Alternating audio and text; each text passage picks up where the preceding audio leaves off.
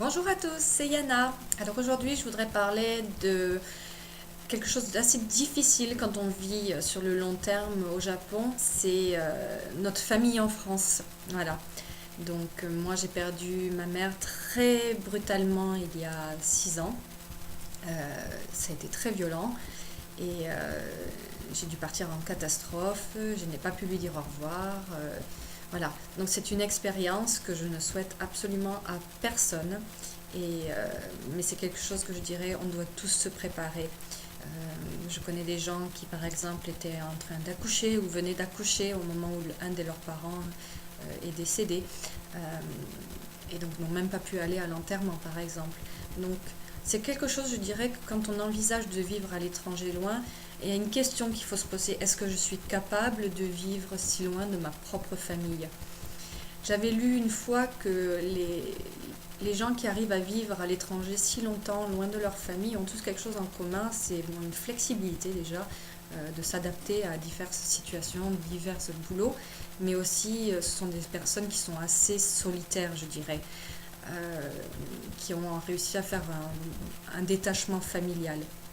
Alors moi, je colle à cette image. Alors vous, je sais pas. Répondez-moi dans les commentaires. Est-ce que vous vous sentez concerné par cette description? Est-ce que vous avez déjà vécu le deuil à l'étranger? Est-ce que vous avez pu y aller? Est-ce que vous avez pu dire au revoir à vos proches? C'est vraiment une expérience qui est très difficile et donc il faut être préparé mentalement et même si on n'est pas préparé mentalement, ça sera difficile. Là, je viens d'apprendre que mon père avait été hospitalisé et j'hésite, je ne sais pas quoi faire. Je sais là, je fais bon, je dois rentrer, je dois pas rentrer, est-ce que c'est grave? Est-ce que voilà, parce que c'est un budget, c'est une organisation, on n'a pas spécialement les moyens de partir comme ça directement, hein. Les vols à la dernière minute aussi, ça coûte cher.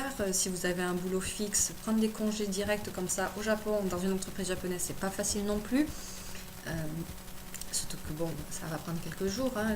Il y a la loi, hein, qui décide le nombre de jours, je crois que c'est 2 3 jours pour le décès d'un parent par exemple.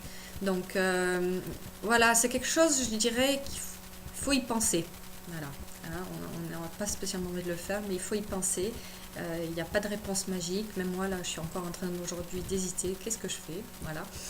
Donc, voilà, à réfléchir. J'attends vos réponses, j'attends vos questions. À très bientôt. Bien, bye bye.